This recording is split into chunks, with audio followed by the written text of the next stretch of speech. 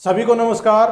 Chemistry bye Kapil Dangi sir YouTube channel पे अपन पढ़ रहे हैं कोऑर्डिनेशन कंपाउंड्स और इसके पार्ट 6 से अपन ने शुरू किया हुआ है बॉन्डिंग इन कोऑर्डिनेशन कंपाउंड्स। तो पार्ट 6 में अपन ने वीबीटी पढ़ा जिसके अनुसार संकुलों में उपसंयोजक बंध पाया जाता है। पिछले पार्ट इसके पार्ट 7 में अपन ने पढ़ा CFT क्रिस्टल फील्ड थ्योरी, मतलब पार्ट 7 से अपन ने स्टार्ट किया था। CFT के अनुसार संकुलों में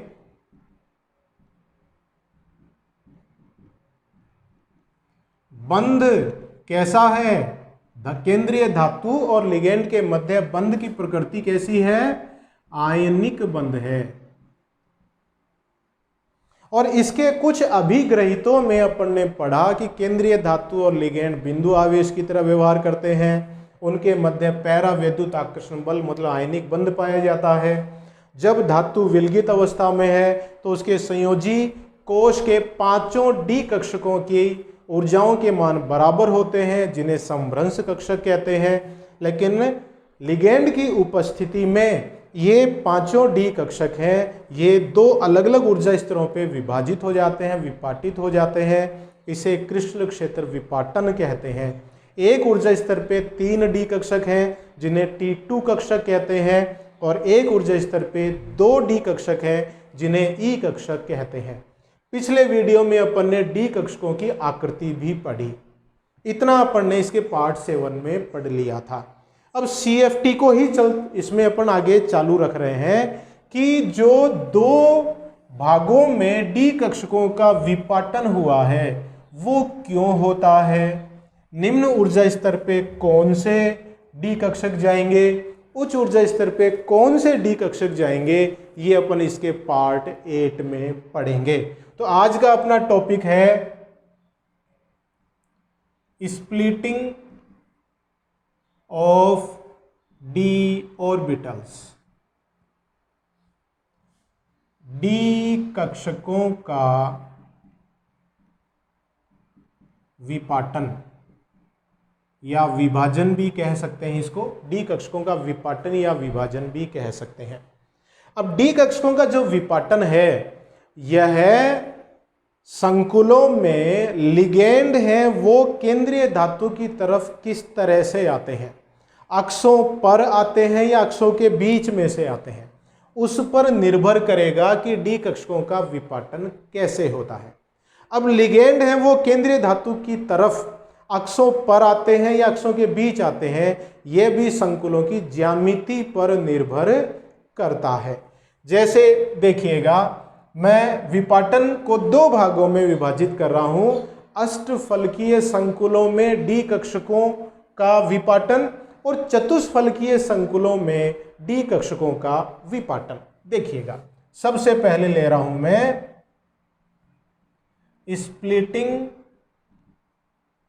of d orbitals in octahedral complexes. अष्टफलकीय संकुलों में ये कैसे संकुल हैं, अष्टफलकीय। अष्टफलकीय संकुलों में डी कक्षकों का विपाटन। तो इसके लिए आपको जो मुख्य बातें हैं वो देखिए क्या हैं। अष्टफलकीय संकुलों में हमेशा लिगेंड हैं वो केंद्रीय धातु की तरफ अक्षों पर आते हैं, जैसे X axis minus X axis, Y axis minus Y axis, Z axis और माइनस जेड एक्सिस। कितने एक्स हो गए, 6 एक्सिस हो गए। तो अष्टफलकीय संकुलों में कितने लिगेंड आएंगे, 6 लिगेंड आते हैं। तो पहली बात है कि इसमें 6 लिगेंड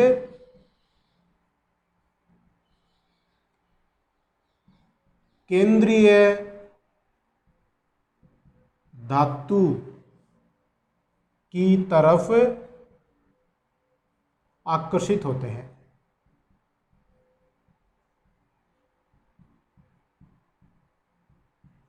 कैसे होते हैं, 6 लिगेंड अक्षों पर, ये इसमें इंपॉर्टेंट है, अक्षों पर धातु की तरफ आकर्षित होते हैं, धातु की तरफ आकर्षित होते हैं। 6 के 6 लिगेंड किधर आएंगे? अक्षों पर आएंगे।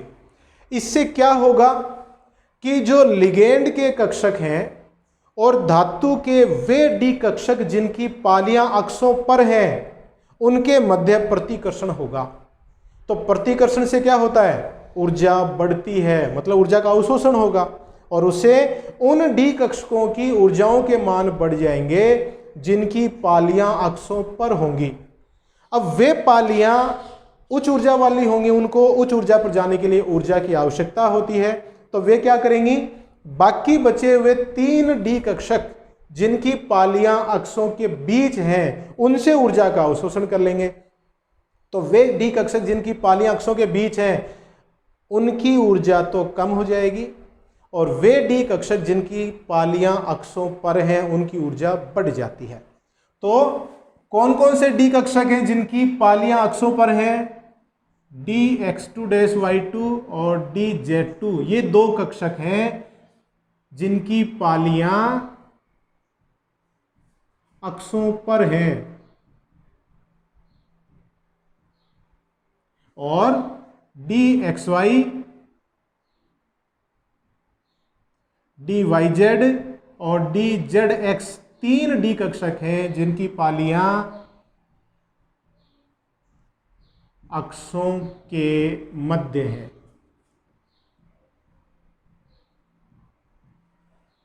ठीक है, ये आपको पता होना चाहिए। तो लिगेंड किधर आ रहे हैं? अक्षों पर आ रहे हैं। तो देखिए अपन विपाटन को ऐसे समझने की कोशिश करते हैं। सबसे पहले मैं 5 डी कक्षक बना रहा हूं विलगित धातु के लिए। dxy, dyz, dz2, dzx और dx2-y2। ये कक्षक कब हैं? विलगित धातु की स्थिति में 5 डी कक्षक हैं। जब लिगेंड 6 लिगेंड केंद्रीय धातु की तरफ अप्रोच करते हैं,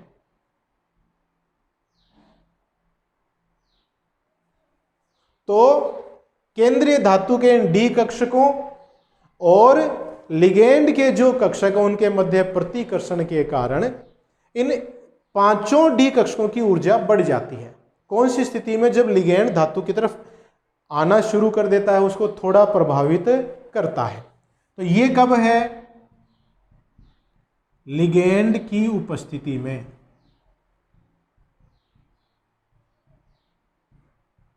लिगेंड की उपस्थिति है, लेकिन लिगेंड पूरी तरह से धातु के साथ आकर्षण बल से नहीं बंधा हुआ है। ठीक है, उपस्थिति में 5 डी कक्षकों की ऊर्जा बढ़ गई। अब लिगेंड जब और निकट आता है, मतलब जहां पर आकर्षण बल अधिकतम हो जाता है, जो लिगेंड है वो केंद्रीय धातु के साथ आयनिक बंध से बंध जाता है, उस स्थिति में क्या होगा? उन 3 डी कक्षकों की ऊर्जाएं कम हो जाएंगी जिनकी पालियां अक्षों के बीच हैं, और उन 2 डी कक्षकों की ऊर्जाओं के मान बढ़ जाएंगे जिनकी पालियां अक्षों पर हैं। तो देखिएगा, ये 5 डी कक्षक 2 ऊर्जा स्तरों में बंट जाते हैं। 3 डी कक्षकों की ऊर्जा कम और 2 डी कक्षकों की ऊर्जा ज्यादा हो जाती है। 3 निम्न ऊर्जा वाले कक्षक कौन कौन से हैं? dxy, dyz और dzx। उच्च ऊर्जा वाले कक्षक कौन से हैं? dx2-y2 और dz2। मैं आपको फिर दोहरा दूं, इनकी ऊर्जा क्यों बढ़ी? क्योंकि इनकी पालियां अक्षों पर हैं और अष्टफलकीय संकुलों में लिगेंड हैं वो अक्षों पर आते हैं। तो अक्ष पर दोनों प्रकार के कक्षकों के हेड टू हेड कोलिजन होता है, मतलब उसमें प्रतिकर्षण होता है, तो इनकी ऊर्जा बढ़ गई। और इन कक्षकों ने ऊर्जा बढ़ी तो ऊर्जा किससे ग्रहण करी, इन 3 कक्षकों से ऊर्जा ग्रहण कर ली, तो इन तीनों की ऊर्जा घट गई और 2 की ऊर्जा बढ़ गई। 2 समूहों में बंटना क्या कहलाता है, क्रिस्टल क्षेत्र विपाटन कहलाता है। तो ये क्या हो गया, क्रिस्टल क्षेत्र विपाटन, इसको अपन कहेंगे। निम्न ऊर्जा स्तर के जो 3 कक्षक हैं उन्हें देखिए, अपन ने पिछले वीडियो में देखा था 3 का मतलब T2, तो ये कक्षक कैसे हो गए T2, और चूंकि ये जीरेड है तो इनको कहेंगे T2G। और उच्च ऊर्जा स्तर पर 2 कक्षक हैं जिन्हें कहते हैं ई कक्षक, और जीरेड होने के कारण इसे कहेंगे EG कक्षक। तो निम्न ऊर्जा स्तर के 3 कक्षकों को T2G कक्षक और उच्च ऊर्जा स्तर के 2 कक्षकों को EG कक्षक कहेंगे। और निम्न ऊर्जा स्तर और उच्च ऊर्जा स्तर के मध्य जो ऊर्जा अंतराल है उसे डेल O के द्वारा इंगित किया जाता है, या इसे tan dq भी कहते हैं। डेल O, यहां O का मतलब ऑक्टाहेड्रल, अष्टफलकीय, और डेल O का मतलब हो गया CFSE, crystal field splitting energy. Crystal क्षेत्र विपाटन ऊर्जा, इसे अपन कहते हैं। डेल को कहते हैं CFSE, crystal field splitting energy, crystal क्षेत्र विपाटन ऊर्जा। O क्यों लगाया, क्योंकि ये अष्टफलकीय संकुलों के लिए है। अब देखिए, समभ्रंश कक्षक जब विपाटन नहीं हुआ था उस स्थिति में ये 5 डी कक्षकों की ऊर्जाएं समान हैं, अतः इन्हें क्या कहेंगे, समभ्रंश कक्षक। समभ्रंश कक्षकों की ऊर्जा विपाटन से पहले इतनी थी, इसको मैं आगे तक बढ़ा दूं, इतनी ऊर्जा थी। अब T2G कक्षकों की ऊर्जा कम हो गई, इतनी कम हो गई, और EG कक्षकों की ऊर्जा इतनी बढ़ गई। तो जो T2G कक्षकों की ऊर्जा कम हुई, मतलब इनकी ऊर्जा निकल गई, और निकलने वाली ऊर्जा को अपन नेगेटिव साइन के द्वारा दर्शाते हैं। तो इसे अपन कहेंगे -0.4 डेल O। T2G कक्षकों की जो ऊर्जा है वो समभ्रंश कक्षकों से कितनी कम हो गई, -0.4 डेल O। और EG कक्षकों की ऊर्जा बढ़ गई, मतलब ऊर्जा का अवशोषण किया है, और अवशोषित ऊर्जा को अपन लिखते हैं प्लस के रूप में, और वो कितनी है, +0.6 डेल O। ठीक है, जितनी ऊर्जा कम हुई उतनी ही बड़ी है। अब आप तो कहेंगे सर ये तो 0.4 है, 0.6 है, बराबर कैसे हुआ? ये इसलिए हुआ क्योंकि T2G में कितने कक्षक हैं, 3 को मैं -0.4 से गुणा करूं तो आता है -1.2 डेल O। और EG में कितने कक्षक हैं, 2, तो 2 को मैं +0.6 से गुणा करूं तो आता है +1.2 डेल O। तो देखिए, जितनी ऊर्जा निकली है T2G कक्षकों से वो सारी ऊर्जा किसने ले ली, EG कक्षकों ने ले ली। तो जितनी उत्सर्जित हुई उतनी ही अवशोषित हो गई। ठीक है, तो ये -0.4 डेल O और वो +0.6 डेल O। अगर dq के रूप में लिखें तो इसे लिख सकते हैं -4 dq, और ऊपर वाले को लिख सकते हैं +6 dq, क्योंकि dq कितना है, 10 है, 10 में से ये -4 है, ऊपर वाला +6 है।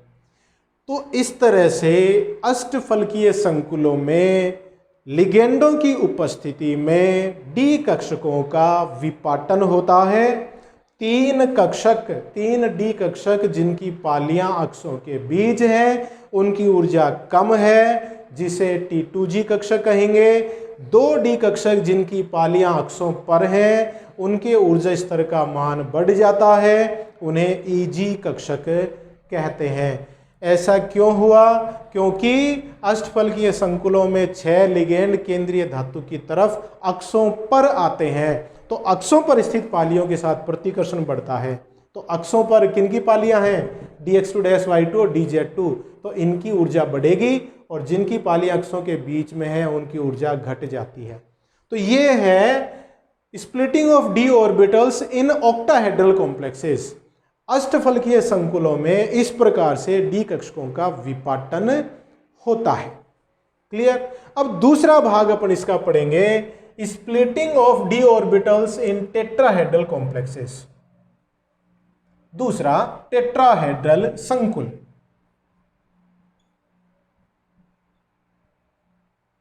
मतलब चतुष्फलकीय की बात करेंगे। चतुष्फलकीय संकुलों में डी कक्षकों का विपाटन। अब देखिए चतुष्फलकीय है, इसका मतलब कितने लिगेंड आएंगे, 4 आएंगे। लिगेंडों की संख्या घट गई। अब ये जो 4 लिगेंड हैं ये कहां से आएंगे, ये बहुत इंपॉर्टेंट बात है। 4 लिगेंड अक्षों के बीच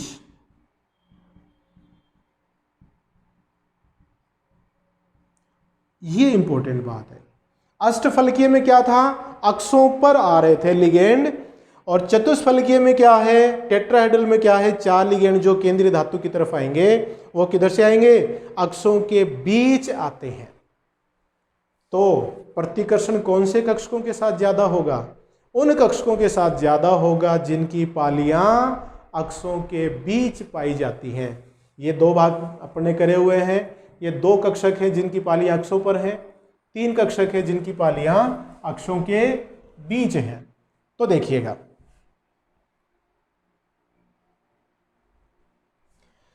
विलगित धातु की स्थिति में 5 डी कक्षक। क्लियर है। जब केंद्रीय धातु की तरफ 4 लिगेंड अप्रोच करते हैं तो शुरुआत में 5 डी कक्षकों की ऊर्जा एक साथ बढ़ती है। अभी भी 5 डी कक्षकों की ऊर्जाएं बराबर हैं, तो इन्हें अपन क्या कहेंगे, समभ्रंश कक्षक कहेंगे। अब देखिए जब लिगेंड और पास में आता है तो उस स्थिति में क्या होगा, ये 5 डी कक्षक हैं, ये 2 समूहों में विपाटित हो जाते हैं। अब के क्या होगा, 2 डी कक्षकों की ऊर्जाएं निम्न ऊर्जा स्तर पे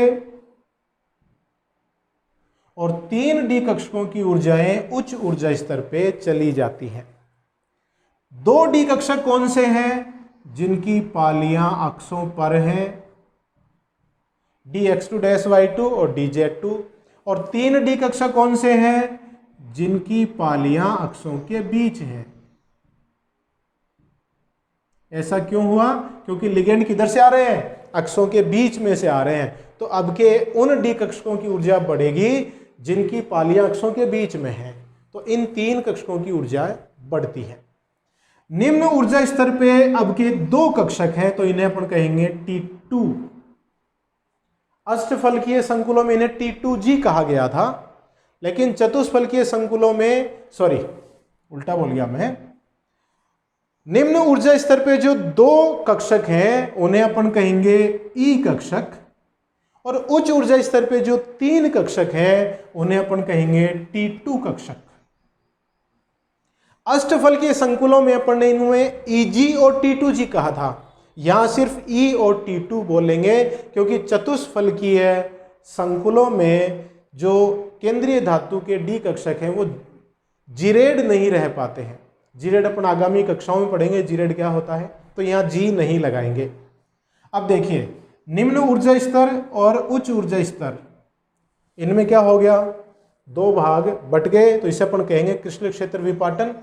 निम्न ऊर्जा स्तर और उच्च ऊर्जा स्तर के मध्य जो ऊर्जा अंतराल है उसे कहेंगे डेल टी। ये आ गया डेल टी, टी मानी tetrahedral.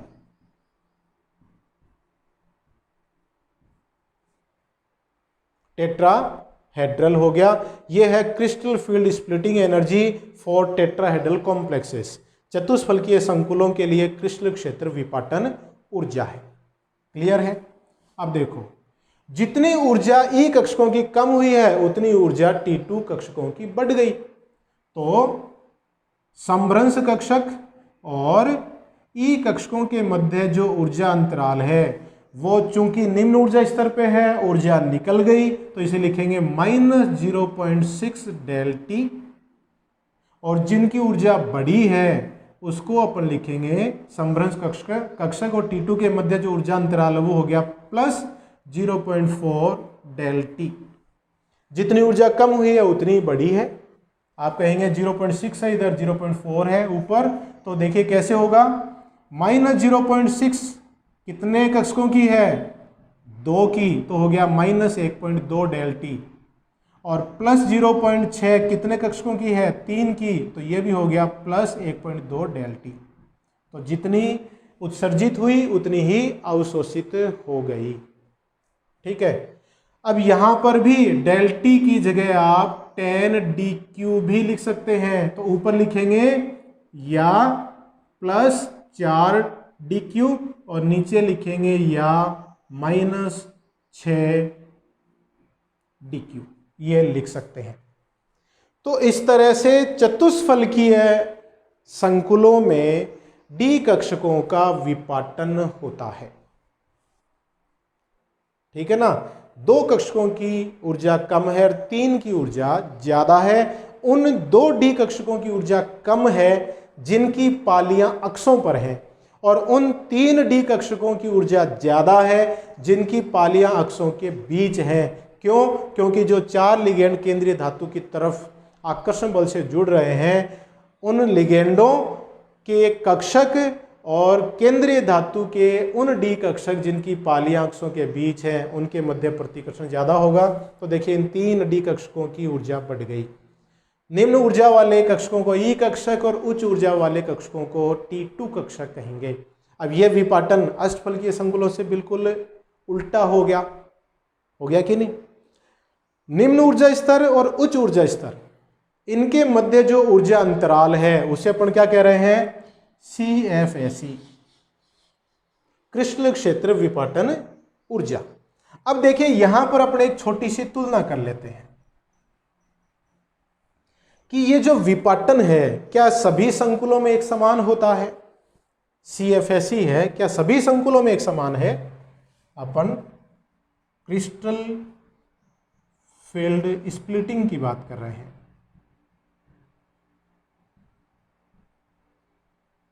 Crystal field splitting energy की बात कर रहे हैं, मतलब डेल की बात कर रहे हैं। ये जो विपाटन है 2 चीजों पे निर्भर करेगा। एक है धातु की प्रकृति, दूसरी है लिगेंड की प्रकृति।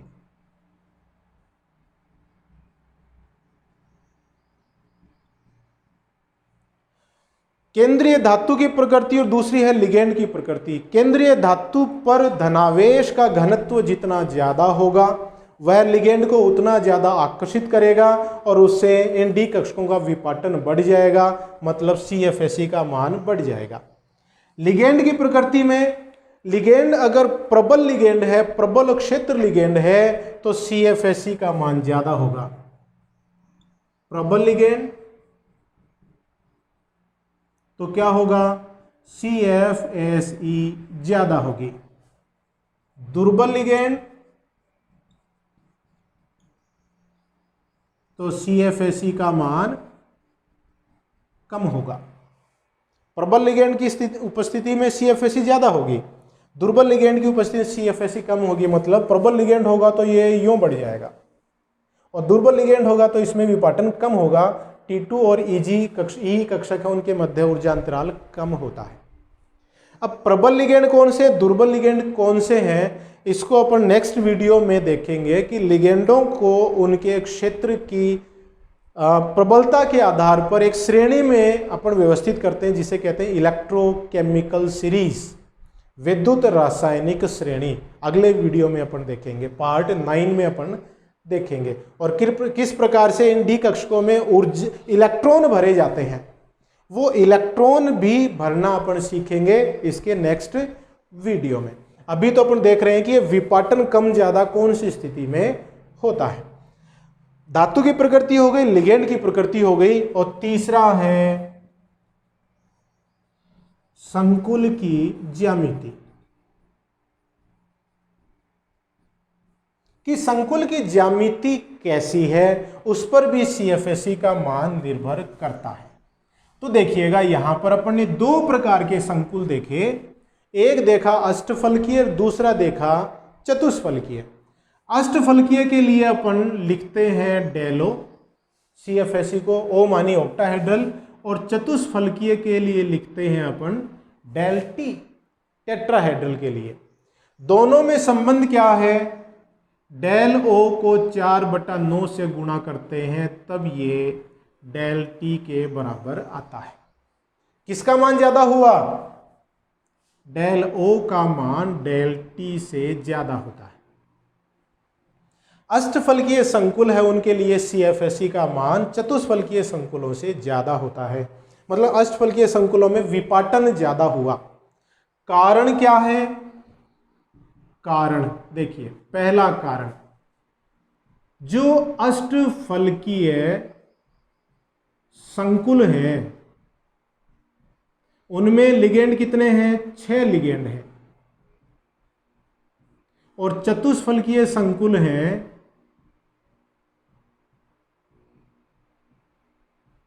उनमें लिगेंड कितने हैं, 4 लिगेंड हैं। तो एक तो लिगेंडों की संख्या चतुष्फलकीय संकुलों में कम है, अष्टफलकीय संकुलों में 6 लिगेंड और चतुष्फलकीय संकुलों में 4 लिगेंड ही है, तो प्रतिकर्षण किसमें ज्यादा होगा, अष्टफलकीय संकुलों में ज्यादा होगा, इसलिए वहां पर विपाटन ज्यादा है। दूसरा कारण, अष्टफलकीय संकुल हैं उसमें लिगेंड किधर से आते हैं, अक्षों पर, और जो चतुष्फलकीय संकुल हैं उसमें लिगेंड किधर से आते हैं, अक्षों के बीच। तो अष्टफलकीय संकुलों में लिगेंड अक्षों पर आएंगे, तो जिन डी कक्षकों की पालियां अक्षों पर हैं उनके बिल्कुल सामने आने से प्रतिकर्षण ज्यादा होगा, जबकि चतुष्फलकीय संकुलों में लिगेंड आ रहे अक्षों के बीच, अक्षों के बीच तो बहुत सारी जगह होती है, तो बिल्कुल आमने सामने नहीं आकर, हो सकता है थोड़ा साइड में आए, तो यहां प्रतिकर्षण चतुष्फलकीय में कम हो गया। तो प्रतिकर्षण किस में कम हो रहा है, चतुष्फलकीय संकुलों में लिगेंड के कक्षक और केंद्रीय धातु के डी कक्षकों के बीच में प्रतिकर्षण कम हुआ। इस कारण से चतुष्फलकीय संकुलों में डी कक्षकों का जो विपाटन है वो भी कम हुआ, मतलब निम्न ऊर्जा स्तर और उच्च ऊर्जा स्तर के मध्य ऊर्जा अंतराल का मान है वो किस में कम है, चतुष्फलकीय में कम होता है और अष्टफलकीय में ज्यादा होता है। और संबंध क्या है, डेल टी बराबर 4/9 डेल ओ, ये संबंध इन दोनों संकुलों के CFSE में होता है। ये संबंध बहुत बार बोर्ड एग्जाम में या कंपटीशंस में भी पूछा जाता है। तो मुख्य बात आपको ध्यान रखनी है, डी कक्षकों की आपको शेप पता होनी चाहिए। अष्टफलकीय संकुलों में 6 लिगेंड आते हैं, और कहाँ से आते हैं, अक्षों पर आते हैं, तो जिन डी कक्षकों में पाली अक्षों पर हैं उनकी ऊर्जा बढ़ जाएगी। चतुष्फलकीय संकुल हैं उनमें 4 लिगेंड आते हैं, किधर से आते हैं, अक्षों के बीच आते हैं, तो जिन डी कक्षकों में पाली अक्षों के बीच हैं उनकी ऊर्जा बढ़ जाएगी। तो इस तरह से विपाटन होता है, पूरा डिटेल में आप इसको समझिए। तो इस तरह से ये हो गया CFT के अनुसार क्रिस्टल क्षेत्र विपाटन। अगले वीडियो में इसके पार्ट 9 में भी अपन CFT ही रखेंगे, वही चालू रहेगी। उसमें अपन देखेंगे कि विभिन्न संकुलों में जब इलेक्ट्रॉन डी कक्षकों में भरे जाते हैं तो वो इलेक्ट्रॉन कैसे भरे जाएंगे, पहली चीज। दूसरी है लिगेंडों को अपन उनकी प्रबलता के आधार पर एक श्रेणी में अरेंज करेंगे, जिससे अपन कहते हैं विद्युत रासायनिक श्रेणी, वो अपन नेक्स्ट वीडियो में पढ़ेंगे। और तीसरा अपन पढ़ेंगे CFSE की गणना की क्रिस्टल क्षेत्र विपाटन ऊर्जा है, जिसको अपन क्रिस्टल क्षेत्र स्थायित्व ऊर्जा भी कह सकते हैं, क्रिस्टल फील्ड स्टेबिलिटी एनर्जी भी कहेंगे। उसकी गणना कैसे होती है, ये बहुत इंपॉर्टेंट पार्ट इसके अपन वीडियो नंबर 9 में देखेंगे। तो कंटिन्यू आप देखते रहिए और घर पे रहिए, हाथ धोते रहिए, सुरक्षित रहिए, परिवारजनों का ध्यान रखिए। बहुत बहुत धन्यवाद।